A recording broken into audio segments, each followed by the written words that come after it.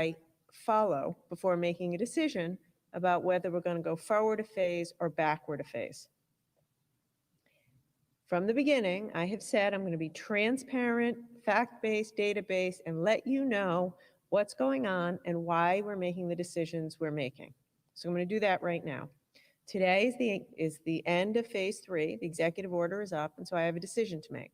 Do we go forward? Do we go backward? Do we stay where we are? I want to quickly remind you of the 4 metrics that we look at every time. The slide in front of you shows that we're in good shape on 3 of the 4 metrics. Less than 10% of our hospital capacity is full, which is far below our benchmark for moving forward a phase, so that's great. We're starting to see a slight increase in new hospitalizations, but we're still consistently below where we need to be, half of our benchmark for moving forward a phase, so that's very good. And our total hospitalizations have plateaued over the past 10 days at around 70. So while we would prefer to see a decrease, a plateau is great, is good, it's good news, and certainly we're not anywhere close to doubling. The 4th metric gives me and us some pause. The 4th metric is the R value, and you might hear about this on TV, R naught, RT, rate of spread, rate of infection, R value. Essentially, it's the number of people that one positive person infects. And we have said we want to see that to be 1.1 or lower. We had been below 1 for some time, and we have certainly been hovering at around 1 or 1.1, so, which means every person that's infected would, on average, infect one other person. That's where we want to be. We want to be below 1.1 if we're going to move forward a phase. Unfortunately, we're not there. In the past few days, we've seen that number increase.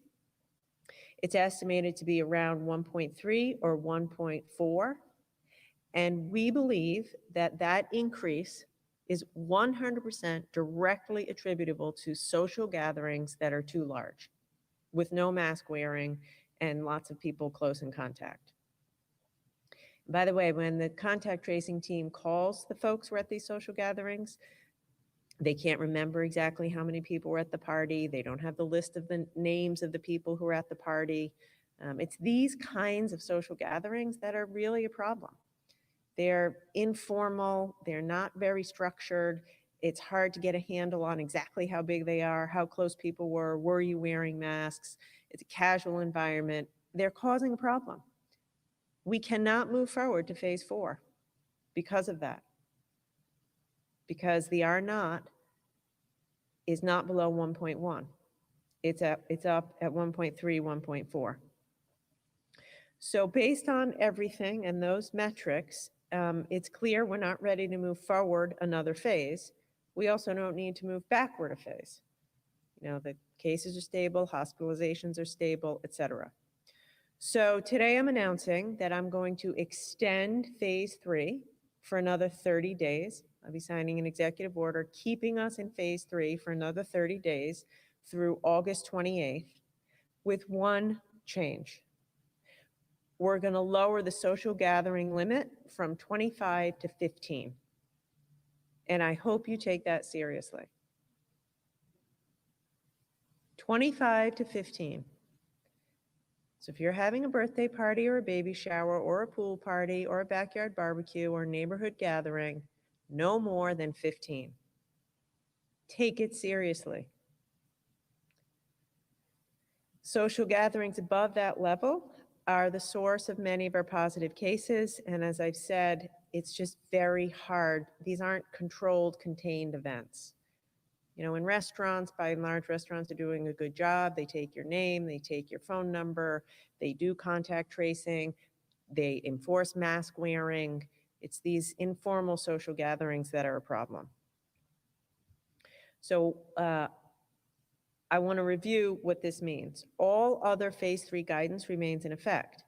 Indoor settings, such as restaurants, have a 2/3 capacity with a limit of 125 people. Outdoor settings have a limit of 250 people, specifically for public events and venue spaces. We know that spread is less likely at these types of events, even with larger groups, because we just aren't seeing the same level of mingling, lack of masks, and close contact. Additionally, the capacity for catered events, and this in particular at this time of year is weddings, that's what's on people's minds, remains at 50 indoors and 100 outdoors. Now I want to say this, if you've already planned your wedding, you have an outdoor wedding planned for August and it's a bit higher than 100, call us, call the Department of Business Regulation, and we want to work with you. If you're just above 100, if you can convince us that you'll have a proper protocol and keep folks safe, we're going to try to work with you to let you keep your wedding and go a bit above 100. We need to get people back to work. We need to allow our children and teachers to get back to school safely, which means we need to control this virus now, which means we're going to stay in phase 3, but social gatherings are now going from 25 to 15, indoors and outdoors. I'll sign that executive order today and it'll go into effect. I'd like to take a minute to talk about bars, which I addressed last week. So when I began phase 3 and we allowed restaurants to open, including bars, I said that we were in the business of trying to help you get back into business. And we still are. But the fact of the matter is, we've been in phase 3 for a month and there's no excuse anymore for not complying. The first week or two, you had to learn the rules. Folks really weren't sure how to do it. And we understood that. We've been at it for a month now. We've seen too many problems with overcrowding in bars. And so we're going to really start to increase our enforcement.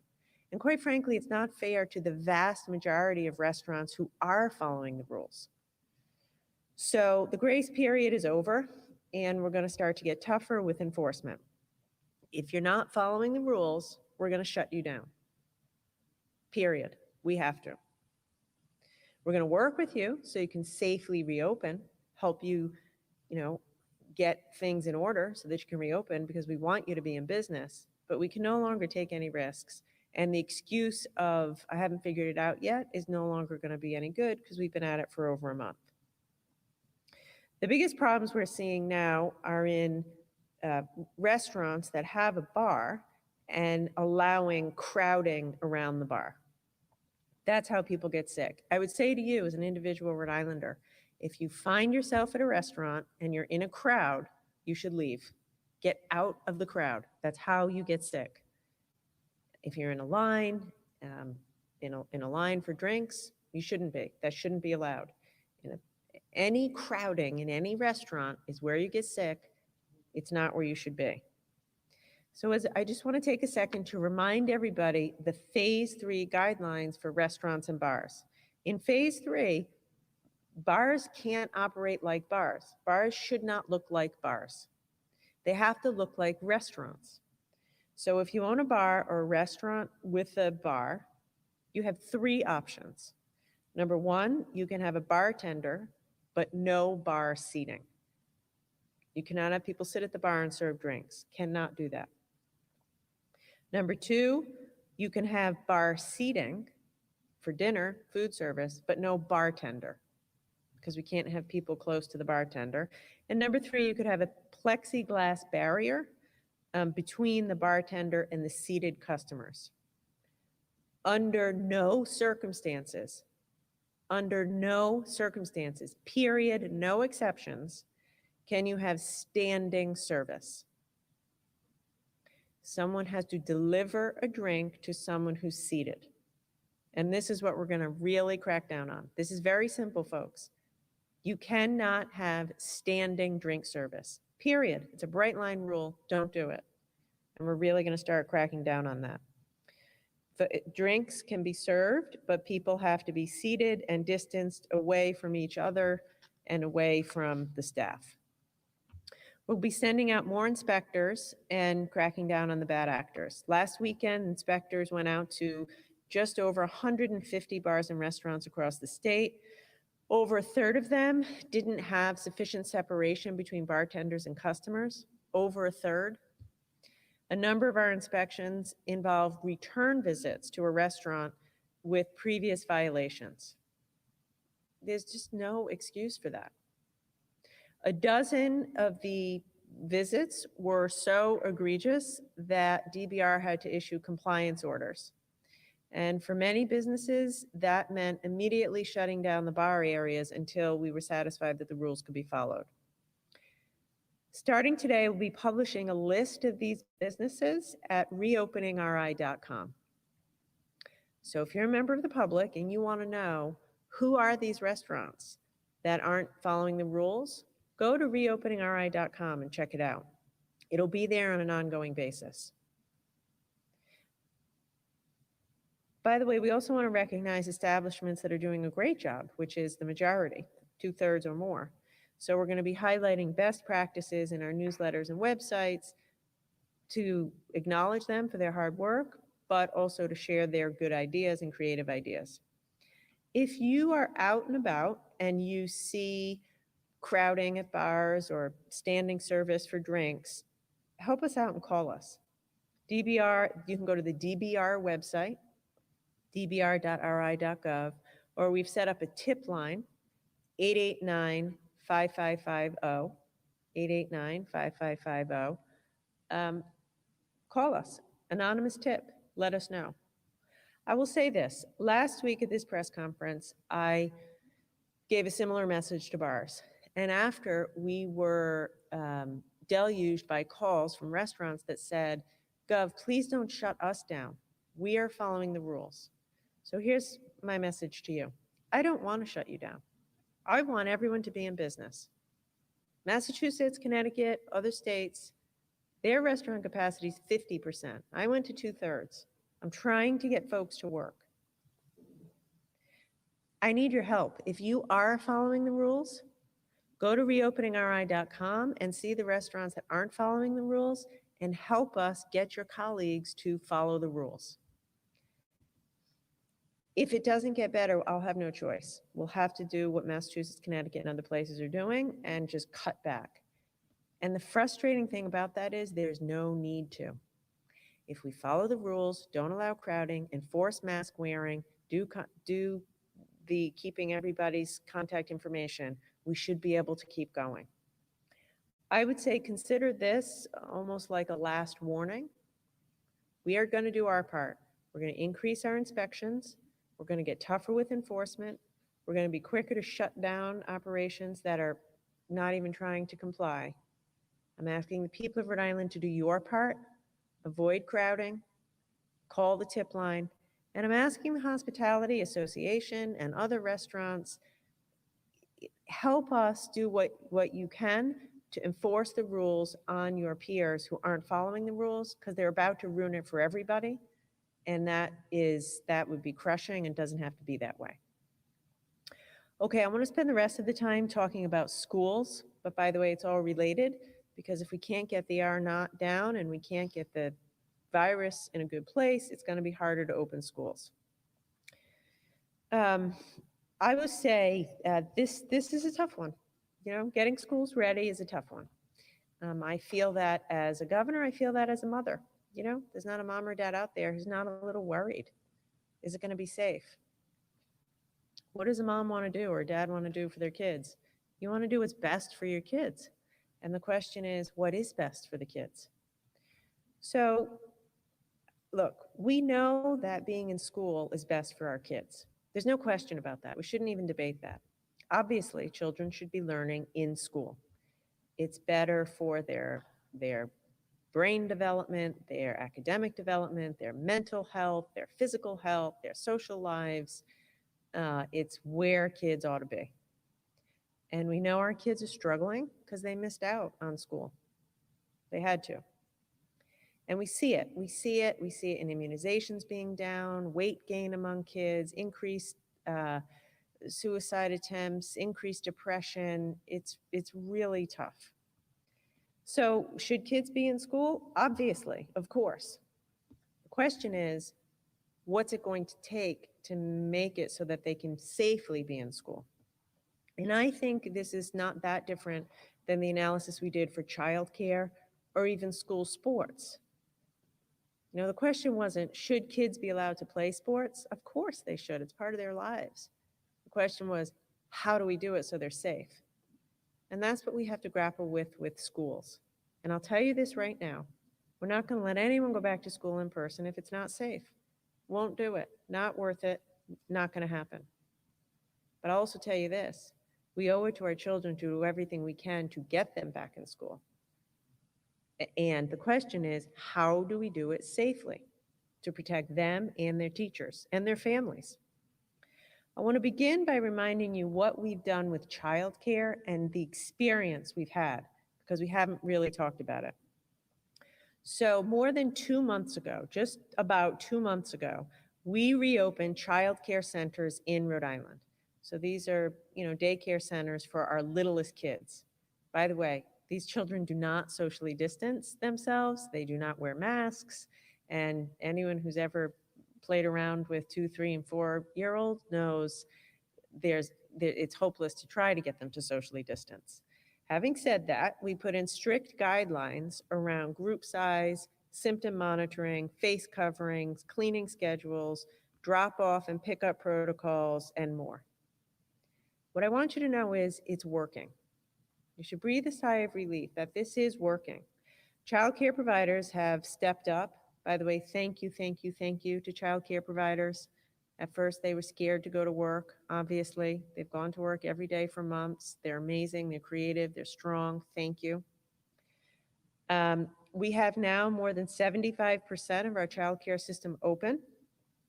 We have nearly 8,000 children currently enrolled in child care and more than 1,000 adult employees who have been working for 2 months. During that entire 2-month period, over 1,000 teachers, workers, and nearly 8,000 kids, we've had a total of 12 positive cases among the children and 14 among the staff members. In every instance, we caught the case quickly, we closed the areas for cleaning, we tested everybody at risk, and we've seen only one outbreak in a center, which we immediately closed. We closed the facility. We sent in a team from the Department of Health to do testing and case investigations, ensuring that the majority of the students and staff did not get the virus. So for those of you who are wondering, is this even possible? I would just refer you to the experience we've had for 2 months with childcare and suggest that it is going very well. I have to thank Director Courtney Hawkins for her tremendous work, and I also want to invite all of you to join Director Hawkins and me tomorrow at 3 o'clock for our weekly Thursday 3 o'clock Facebook Live to talk more about what are the lessons we learned from childcare and what can we learn from that to make our schools safer when they reopen. I think it's important for everyone to hear. So if you're a parent, if you're a concerned parent, teacher, concerned citizen, you want to know what's it going to take to safely get kids back to school, I would encourage you to tune in tomorrow, 3 o'clock, Facebook, hear from Director Hawkins and myself. We'll probably have another, I think we'll have another pediatrician with us, and we're going to talk about it. Okay, we are scheduled to start school in Rhode Island in 5 weeks, August 31st. And as I said, our job between now and then is to work as hard as we can so that we will do that safely. It's a Herculean task. I spent an hour and longer than an hour this morning on the phone with all the superintendents. They're all pulling their hair out, trying to figure out how to do this. I think you're trying hard, and I applaud your work. It means we have to think comprehensively about facility readiness, transportation, testing, classroom structure, precautions for teachers, got to keep our teachers safe, staff. It means establishing clear criteria and guidelines and working with school districts to ensure that they are enforced. And it means having a plan ready to change on a dime if we see spikes. So I want to start off briefly by saying where we are here in Rhode Island. Last week, we had 630 new positive cases. That translates to 59 weekly cases per 100,000 people. 59, I want you to remember that, 59 per 100,000 in Rhode Island last week. Florida is at 358 weekly cases per 100,000. Louisiana, 326. Mississippi, 307. If we lived in one of those states, or Texas, or Arizona, or California, we'd be having a very different conversation right now. But if we can keep ourselves at about 60 cases a week or lower, we can have a reasonable, thoughtful discussion around how do we get children back to school. And by the way, 90 countries around the world have reopened schools. So we know it can be done. And many of them, they've opened schools, they've seen no spikes. So it can be done. The question is, what do we have to have in place in order for it to be done? So we have recently put together a advisory board of experts to help us just around schools. It includes Dr. Dennehy, a pediatric infectious disease specialist at Hasbro, Dr. Merrill, medical director for epidemiology and infection control at Rhode Island Hospital, Dr. Sharfstein, who's a vice dean of public health at Johns Hopkins, Dr. Weddle, former dean of Brown School of Public Health, and Dr. Ashish Shah, director of Harvard Global Health Institute and incoming dean of Brown School of Public Health. I name their names because they are volunteering for us and working very hard, and I want to thank them. And I want you to know we are listening to experts as we think about reopening school.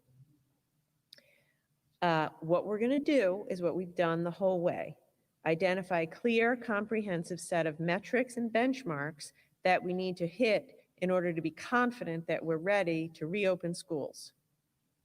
And these experts have advised us on what those metrics will be. So I would like you to please put up the slide now. I'm going to go through those metrics. The slide shows 5 key focus areas that will indicate whether it's safe to move forward with most kids in person in school. Number 1, we're going to be looking at statewide data to make sure we're continuing to see good trends. We have to be in phase 3 or better for us to even consider having most kids learning in classroom. Number 2, we're going to look at municipal readiness. So we're going to have, this is going to have to be very customized, community by community. You know, we know Central Falls, for example, is in a very different place than many other communities. If we see an incidence rate above a particular level in a particular city or town, we're not going to move forward with a full reopening of schools in that municipality. And Dr. Alexander Scott is working with that team of health experts to evaluate exactly what number is most appropriate. And I expect we'll be back late this week or early next week with exactly what that number is. Third, we're looking at testing readiness. Right now, as you know, we're struggling with our testing time. It's still taking too long on average to people to get their test results. We need to have rapid turnaround of test results in every school if we're going to be able to safely reopen schools to primarily in-person learning. We need an average turnaround of at least 48 to 72 hours. Fourth, we need supply readiness. Every school has to have a more than sufficient supply of cleaning supplies, Purell, soap, hand sanitizer, masks, you know, whatever is required to keep teachers and students safe. You know, does every school have enough face masks to make sure that every teacher and every student has a face mask on at all times, even if someone left it at home by accident? And finally, we're looking at operational readiness. So this encompasses several key areas, which you can see on the screen. Does every school district have a comprehensive plan with multiple contingencies that was fully vetted by the Department of Health and Department of Education? Do these plans include all safety precautions that were outlined in the 34-page guidance document that was provided to districts by RIDE. They're very comprehensive. Safe transportation plans, plans for social distancing, plans for keeping kids in stable pods, accommodations for high-risk students, accommodations for teachers which have underlying health conditions and pre-existing conditions, et cetera. So these are the 5 areas which are on the screen before you that are going to be our focus as we go through the next 5 weeks to make sure that we can check the boxes in order to say, yes, it is safe for children in this particular school district to return to school in person. And if we don't check those boxes, then we won't allow it. I don't want anyone to worry that you're going to be asked or required to go back to school in person when it isn't safe, because that's not going to happen. We're not going to let that happen. I want to give you a little more information. Currently, on the reopeningri.com website, there's a 34-page guidance document outlining the specific parameters for each of the reopening options. Full in-person, partial in-person, limited, or fully remote. By this Friday, we're going to be posting all the plans for each district in Rhode Island, and Commissioner Infante Green is going to discuss that in a minute. By Monday, we'll be posting additional guidance document for all schools on health protocols, including how to screen for symptoms, how to determine when it's safe for a student or staff member to return to the classroom, and how to support the Department of Health with case investigations. The following week, I'll have more details around testing and transportation. And then the week of August 16th, we'll have our final recommendation on what level of reopening that we expect in each city and town. So what's the bottom line? The bottom line is schools are opening August 31st. Exactly what they look like when they open, we do not now know. We're going to make that assessment the week of August 16th. Between now and then, we're going to be working very closely with every school district to put all these contingency plans in place, and also to be monitoring the level of the disease in every city and town. And you can hold us to the criteria that's on the screen now. And I hope it gives you some comfort that we're not going to let kids go back to school unless and until it is safe. But I also want to point out that everything up here is doable. It's hard. It's very hard, but it is doable. And we owe it to our children to do everything we can to get as many of them back in school as possible. At the end of the day, this will be about choice. We're never going to force a parent to, force their children to be in school. Every district will always have to have a high quality distance learning virtual program. Our job, though, is to make it so that you're confident enough to send the kids to school. So this is where we are. I would say Rhode Island so far has done a very good job dealing with this crisis. We've done a very good job with summer camp. We're doing a great job with childcare. And I have every reason to believe that if we forget about the politics, forget about what's going on in other states around the country, forget about the president saying we're ignoring the science, turn all of that off. Focus right here. Children learn best in school. What does it take for this to happen safely? And how do we work hard over the next few weeks to make that happen? Be flexible, be patient, be calm, and let's work according to this timeline, and we'll make final decisions the week of the 16th. Lastly, I just wanted to very briefly acknowledge an announcement I made yesterday. Right now, there's so many people out of work in Rhode Island, and there's fear among many of them that they may never get back to work, especially if you're in an industry like retail or accommodation or hospitality that has been so hard hit. So yesterday I announced that we'll be dedicating $45 million of our federal stimulus funds to train and support 5,000 to 7,000 Rhode Islanders who've lost their jobs in the COVID crisis. I want to thank our congressional delegation again for getting us that money. Here's the important part about this program. There's a guaranteed job at the end of it. This isn't getting training and hoping that you'll get a job. This is signing up. We have a website, Back to Work RI.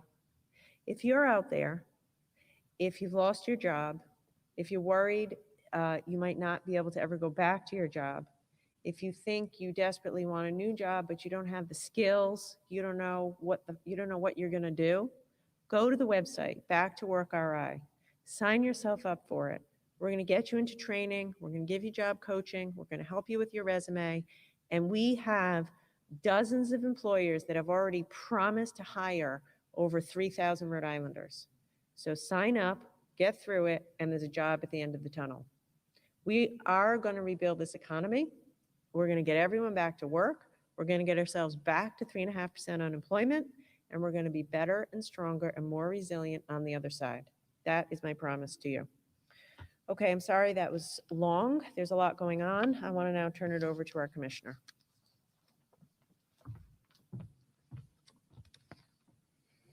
Thank you, Governor. Once again, I will point out how much we appreciate your leadership. It is really important to us. Quería tomar esta oportunidad de darle las gracias a la gobernadora por su liderazgo.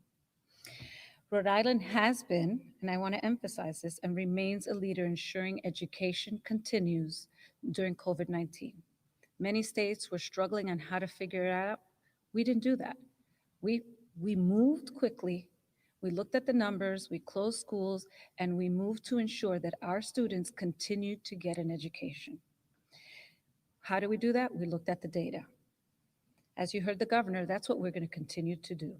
Como ustedes saben, nosotros en la nación nos están mirando porque pudimos poder darle instrucción a nuestros niños, no importando la pandemia. Nosotros hemos llegado a ese punto y vamos a seguir viendo los números y los datos. Es la forma que nosotros hemos movilizado. So we're going to continue to look at the data. As an educator, I agree with what the governor said. Our kids do 100% better when they're in school. We all know that. Como una educadora, sabemos que nuestros niños hacen mejor estando en las escuelas. But only if it's safe.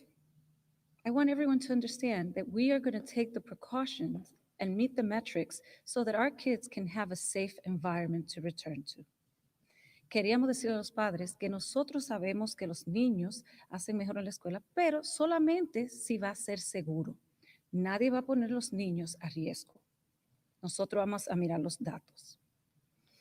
As a mom, I'm particularly grateful for the focus on testing readiness. All along, we have heard that the ability to quickly test and report results is a critical tool in combating the pandemic. We need to make sure testing is in place before any teacher or student enters the classroom.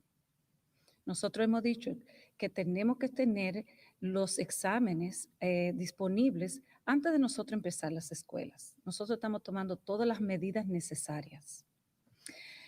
Now I want to talk to you about what's been happening in the last 2 weeks. My team at RIDE and the Department of Health have been working very hard together, looking at plans. The districts have done an amazing job of putting together as many safeguards and putting a plan that meets all the 4 parameters that we indicated.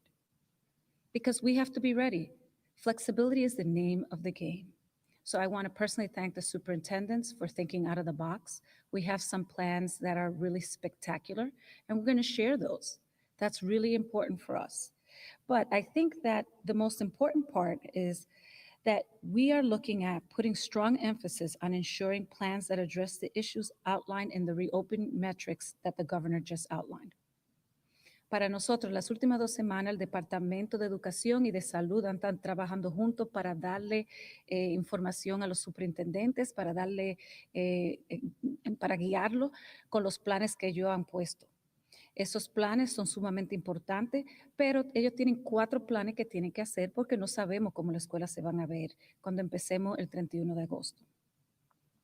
For example, we are ensuring our schools have adequate cleaning supplies, complete operational structure, including transportation, which has been hard, process to screen anyone that enters the school, and a detailed response protocol. All of these need to be in place for us to feel confident returning anyone to our schools. That is really important. Todas las medidas de transportación, de cómo tomarle la temperatura, o cómo vamos a medir, qué protocolo van a estar en las escuelas para asegurarnos que todo el mundo esté sano y salvo. Eso es parte del trabajo que se está llevando a cabo ahora mismo. We are now working with local leaders as they finalize the public version of their plans, which they will be posting to their website as soon as Friday. We're encouraging school leaders to stay engaged with their communities, as was part of the plan, to share details of the plan, listen to the concerns of teachers, families, and students, and adjust the plans as they learn more. Flexibility, flexibility, flexibility, and the data and the numbers.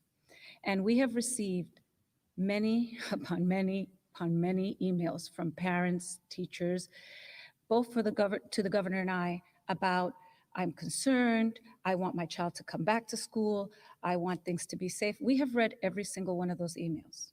We hear you. We hear you. There is going to be flexibility. There's going to be options. Full in-person options, online options. There are going to be options. But like the governor said, we want to make sure that we are taking all the measures so kids can come back to school safely. Quería decirle que parte de lo que estamos haciendo es la flexibilidad. Nosotros estamos trabajando, los distritos el viernes van a poner su plan para que ustedes lo tengan en accesible, para que ustedes vean que los planes son 4 que se están llevando a cabo, pero el medio de agosto el Departamento de Salud no va a decir cuál llevar a cabo. Pero es importante que ustedes entiendan que van a haber diferentes opciones, sumamente importante. Pero la opción de volver a la escuela va a estar ahí, aunque otros niños quieran ir a distancia. Pero no, quiero que sepan que nadie va a volver a la escuela hasta que todo esté seguro y todas las medidas se hayan llevado a cabo. I would also like to give you the information that we have a new website. It's backtoschoolri.com. It's really exciting. We will be posting all the links to the districts, charter, and state-run school homepages.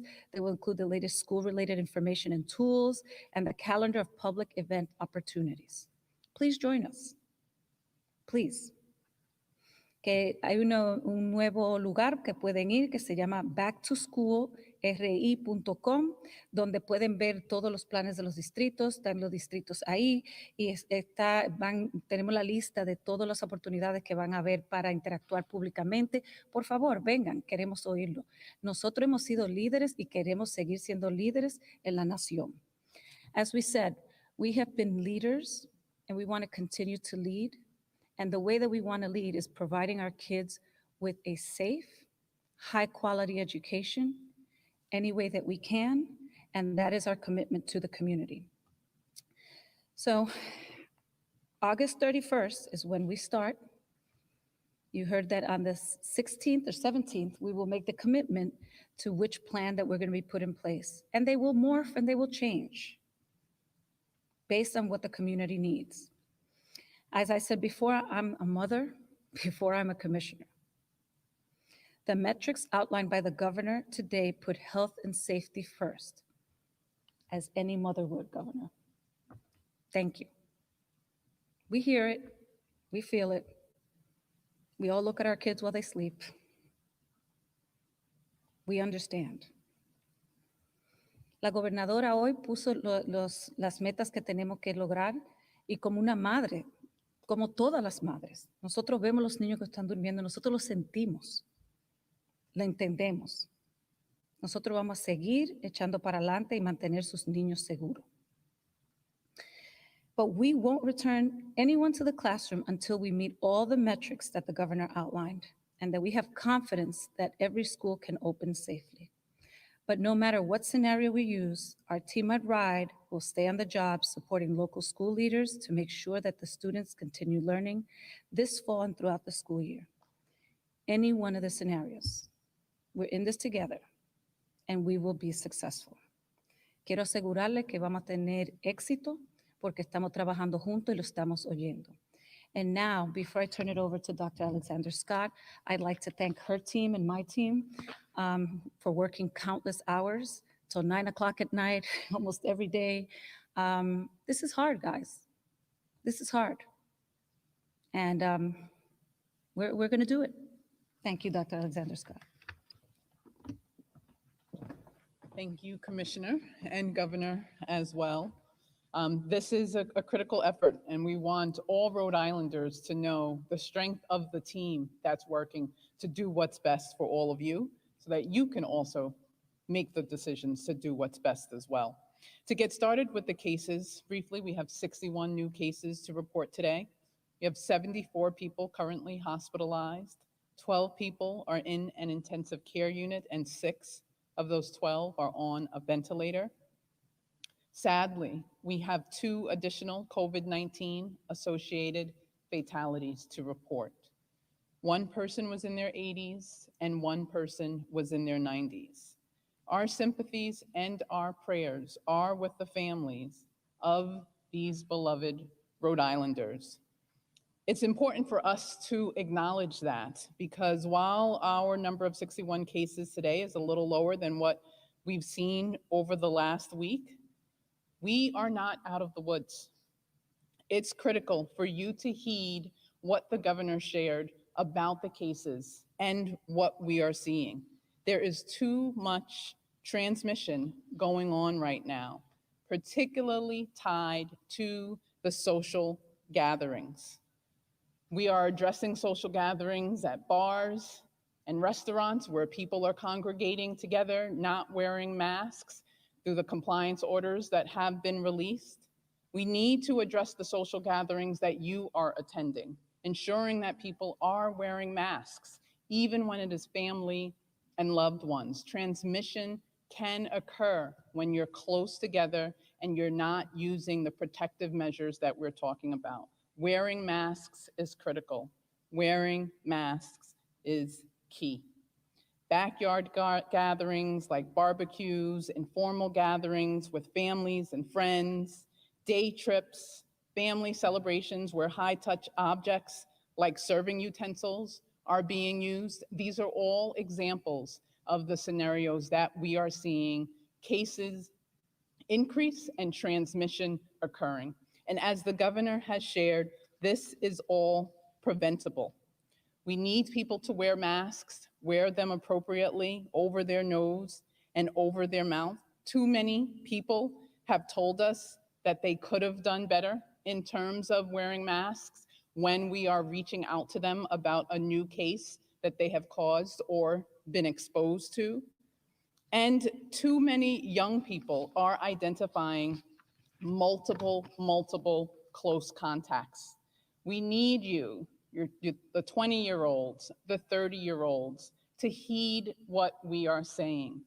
Every activity, every gathering that you're attending with crowds, without masks, is impacting all of the work that we are doing painstakingly to make sure that people can return to work safely, can make sure that people can return to school where they need it safely. We need everyone to understand their responsibility. When you're at a party and it's feeling good and you're engaging with people that aren't wearing masks, everyone feels healthy and seems fine. That is exactly how COVID is transmitted. And it may take 2 or 3 weeks before it's known. At that point, it is too late. So we want to make sure that you hear us in understanding how critical this is.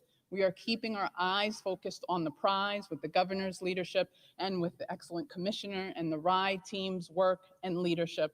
Our focus is on being able to reopen the economy safely and to get children and people back into school and learning safely. But we can only do it with your contribution. I'm going to finish with, again, thanking the members of our expert team of advisors. Each of them have served as mentors to me, have been extremely valuable and critical throughout this entire response, and now are providing additional input on what we can do strategically and thoughtfully and carefully to advance reopening K through 12 and all that we need to across the education sector. So thank you to Dr. Dennehy. Thank you to Dr. Mermel. Thank you to Dr. Sharfstein. Thank you to Dr. Weddle. Thank you to Dr. Ja. We've also been welcoming and inviting additional experts from South Korea who joined with us yesterday, from Connecticut, from Maryland, other parts of the country. Rhode Islanders can know that we are being as systematic as we can to rely on the data and the science to move forward. Join with us to keep our eyes focused on the prize. With that, we're going to get started with questions. Governor, good afternoon. Good afternoon. What's the science behind your decision going from 25 to 15? Two things. One, signaling. You know, there's no magic number, but we learned when we went from 15 to 25, we started to see problems. And when they went through the deep case investigation of 4,000 people, the 4,000 cases, a lot of people couldn't remember how many people were at the party or the names of everyone at the party. We never saw that when the social distance limit, when the gathering limit was 15. So at 15, it's a manageable number of people. You pretty much remember who is there, and it's just generally more contained. So you spent 10 minutes outlining your concerns with restaurants and bars, and Dr. Scott just reinforced some of that. What about protests? What's your directive to protesters? Keep it to 15? And how do you enforce that when you see large crowds? You're telling restaurants, you're going in and the DVR is citing restaurants. What's happening across the street here when you have hundreds, if not thousands of people gathering? It's a great question, because I was quite worried when we had the big protests, whenever it was, a month or two ago, with 10,000 people. We saw almost no cases on account of these protests. Now, our theory is that that's because everyone had a mask on. So had we seen cases, we might be doing something different. But we've tracked these protests, and we haven't seen a lot of cases attributable to them. Now, we were there passing out masks. We are there passing out masks for all the protests. What we're finding is that when people party, they don't wear a mask. You know? At the same time, your directive is no more than 15. Correct. So what about people who are deciding to gather as protesters? What do you tell them now? Same thing. I think, look, it's a risk, and any gathering over 15, indoors or outdoors, is a risk. You should wear your mask. But what we have decided is that, you know, people have a First Amendment right to express their views. So we've enforced it, right? We've passed out masks, we've enforced distancing, but we haven't shut down any protests. And we haven't seen any cases, so I don't see any need to. Just one other question while I have you, shifting gears. 2 weeks ago, you said the application for small businesses would be ready in 2 weeks. Where are we on that? Today, it goes up today. And what goes up? An application. So it'll be up online today, an application, start to fill it out. I believe Commerce is going to have folks available to help if you're a very small business and you need a hand. And they're hoping to start getting the money out the door, I think, next week. Is it still first come, first serve? Yes. Shutting down a business, shutting down a business as a result of not following procedures, I won't call it draconian, but is obviously a severe step and may end up resulting, unfortunately, in the death of that business. As such, are the folks who are inspectors, are they observing, if you will, police standards of evidence, due cause, probable cause, and what is the appeal process for this? Yeah. So you'd have to ask Liz Tanner, who runs Department of Business Regulation. They have been excellent about due process. They have gone back on numerous occasions, giving warnings to the same establishments, offering assistance around how they can improve. And look, if after a couple of visits there's no improvement, then they're given their compliance order. You're setting the specter of setting up tip lines, unfortunately, in today's heated climate, creates the specter, if you will, of folks diming each other out, neighbors telling on neighbors. But it's very easy to fix it. Comply. Put up your plexiglass. Shut down your bar. You could fix it in a minute or a day. Plenty of cases already, they're starting to surface anecdotally of he said, she said. So I'm just wondering, is there going to be an appeal process And is this public information in terms of the evidence? Yes, there is an appeal process. The metrics are online. The compliance orders are online. Everything is transparent. And by the way, for weeks, we have resisted this. The plan is not to shut businesses down. But the fact of the matter is we're seeing a problem. It relates to your question. This is where the cases are coming from. So we have to do something. Otherwise, we're going to have to claw back all businesses, and that's the last thing I want to do. Under Alexander Scott, sort of going back to Jim's question on the science, are we seeing any trends where severe cases, maybe folks on ventilators, deaths, I know that's not the case, but in general, where these bar and restaurant situations or any other situations that are creating an unsafe dynamic are resulting in severe outcomes? Are we seeing an increase there, or are we sort of in the same place that we've been for the last few months, where the most severe outcomes are largely older folks? As we've mentioned, hospitalizations have been slowly increasing, but are still on the low level. If you're considering hospitalizations, severe outcomes, there's oftentimes a lag when we see them, but we haven't seen as much of the change. What we are seeing is increases in cases among people who are 20 to 39 years old. Those cases are significant in the sense that the way COVID transmission works, someone may be infected, particularly if they're younger, they may not know it, but be exposing someone who is higher risk, someone who is more senior, someone who has underlying illnesses, whether or not they know it. And you don't have to be significantly older to fall into one of those categories, 40s, 50s, 60s. We would continue to see a trend with hospitalizations if we don't change what's happening right now. So that's what our critical point is today. What's your message? There's this protest scheduled for Saturday. There, I guess by the standards here, they would be able to have 200 people gathered because it's an outdoor event, or 250, pardon me. Is there, going to be some sort of compliance officers there, or how are you, from a medical standpoint, sort of measuring how to handle an event of that nature? Our key focus is for people to follow the rules. That's why we cannot emphasize enough that what is happening is preventable. Wearing a mask makes a difference. That's the bottom line we want everyone to understand. We've learned, we've evolved in our understanding through this pandemic. Wearing a mask absolutely makes a difference. If you're in a social gathering and people do not have on masks, if you have one on and you're not wearing it properly, covering your mouth and your nose, if you see a place where it's not happening properly, either remove yourself or encourage people. Get masks, give it out. If you're a business, offer it to people who are coming in. Wearing masks makes a difference.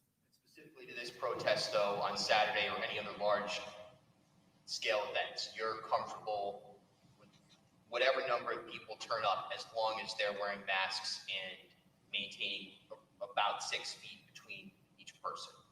The risk, absolutely. So we want to always encourage smaller numbers. That's exactly why, particularly with social gatherings where we need people to wear masks better, we need that number to be as small as possible. Whether you're outside or indoors, the smaller the number, the better. No matter what, wear a mask. If you can distance, get the 6 feet of distance. Can we talk a little bit about these numbers too, coming back to this? I mean, there are different ones when it comes to weddings, you have a certain set of numbers. Social gatherings, obviously defined differently, certain set of numbers, and then just indoor 125, outdoor 250. So you have people wondering what's the rationale behind these vast differences in these numbers. People had graduation parties planned for 40 people in their backyard, and then they can't have that, but a wedding can be out in the backyard with 40 people. So can you kind of explain that? So yeah, I would say, first of all, as I've said from the very beginning, there's no easy, I'm always between a rock and a hard place. There's nothing perfect. We're trying to do our best. We are going by the nature of the event. So if you have an event where people are seated, wearing masks, you have the name and phone number of every person, it's outdoors, people are distanced, that you can obviously have more people.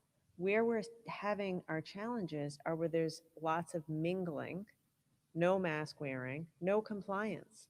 You know, in your backyard, it's really hard for us to enforce anything. We've seen with catered events, compliance has been good. Waiters and waitresses are all wearing masks. They're encouraging guests to wear masks. They're encouraging social distancing. They have the names and phone numbers of everyone there. So when we do contact tracing, we can be very effective. So anyway, it's just really more about the nature of the events and how much mingling there is, how much hand sanitizing there is, how controlled the event is. When you were also talking about schools, you made a comparison when it came to the number of positive tests, comparing that to the numbers of Florida, the numbers of Louisiana, Mississippi. Obviously, we're in a very different place than those states right now. Would a more accurate representation be comparing those to our other states in New England? And how is that comparison right now when it comes to opening schools and looking at those numbers? I think it's similar. It's similar. Although we're also going to have to do a city by city analysis. So the 5 metrics I put out, we need to be in phase 3 as a state. And then each community has to be below a certain prevalence at the time we decide to reopen, that week of August 16th, and then all the other metrics. Explain a little bit the positive test rate, because we're seeing some different numbers, again, when it comes to the Johns Hopkins study versus what the state is releasing. When we get close to that 5%, what happens? As we're saying, positive rates of 5% in other states, you can't come to our state. So if we approach that, what happens, and what is the actual, can you explain that positivity rate by day? Thank you. That's an excellent question. The percent positive number is one that is complex across the country. We've actually worked closely with COVID tracking, which is what Johns Hopkins references, to help them make sure we're comparing apples to apples. We are one of the few states that have shown different components to the calculation for calculating it in different ways. The way we have updated it so that it is most aligned with what other states are doing is the number of positive cases over the number of total people tested. That's more consistent with the states that are around, but we are still offering on our dashboard the other numbers that would allow for people to calculate the percent positive rate in the various formats that it can be done. So what is the positive test rate as of right now for the state? The 2% number that the governor shared for the state.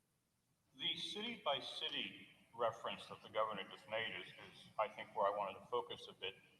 There's a discussion in the slide in the proposals for reopening the state on municipal readiness. And that seems to me a potential ticking time bomb about health equity.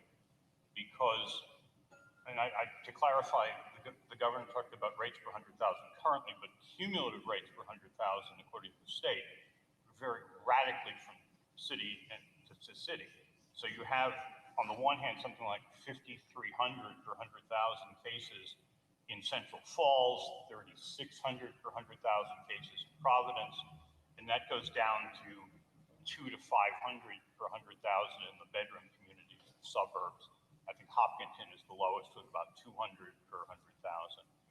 So logically, that suggests that if municipal readiness is a significant factor in what goes on in reopening the schools, and I'm not saying it shouldn't be, does that lead to a conclusion that we're going to have very different types of school reopenings in different cities, which we may, but that the effect of doing it that way would be that the cities and the populations in those cities least able to adapt to, say, distance learning are the ones who are going to most need to stay distance learning. I mean, if Central Falls, being the hotspot, has to stay on complete distance learning, that's the city where people are more likely to live in multi-generational housing, where people are least likely to have access to fast internet, to laptops, et cetera. So are we, by putting municipal readiness as a criterion, and again, not that we shouldn't, creating a situation where the state is going to have to do something to provide for the increased needs from municipalities who have lower readiness. And what are we Yes. going to do? Thank you for that question. This is something that we are focused on every single day. One of the first things I can respond to with your question was address the type of rate that we will be looking at rather than a cumulative, because each city and municipality has gone through its own journey. We will be looking at a weekly, a more recent case rate so that we can better evaluate where a municipality is at this time. And to combine what has already been shared, we want to encourage going back to school, and we want to look at all of the data to make sure that we are doing it in the safest way possible. Where there are municipalities or jurisdictions that may have higher numbers, that's going to be where we will focus additional energy and resources to be able to address. We have, for example, a high density setting support team that's analogous to the type of team that we had with congregate settings, where with partnership with the National Guard, partnership with the health equity zones and other community organizations, we're going into cities directly, municipalities that are hardest hit, ensuring that they have the resources to do the cleaning that's needed, to do the infection control changes that are needed, to be able to establish the testing that's needed. We will continue that type of focus as we are opening schools and help ensure that the municipalities that need the additional attention and resources to help ensure that their kids have the same access that kids do throughout the state, then that's what we will do. Well, maybe the second half of my question would be better directed to the commissioner, in fact. Yeah, so I'm glad you brought up this question because we have been planning on this. We've been looking at the numbers all along. So we have draft plans of what we're going to do differently in different communities. For example, Central Falls, you mentioned them. So what happens if they have to be at distance learning? So is there a way that we can help the family as a whole? Is there a way that there's additional tutoring, that there's additional supports? Our goal is to give more to those communities where they have been impacted the most. So it is not that they're just going to do distance learning. If that's the case, it's what are the other measures and supports that we can put in place to make sure that those students have the best education possible. And if that means getting the parents on as well and get them certified to do some work, we have the governor's program, all those things we've been looking at. The great thing about how our state has been tackling this is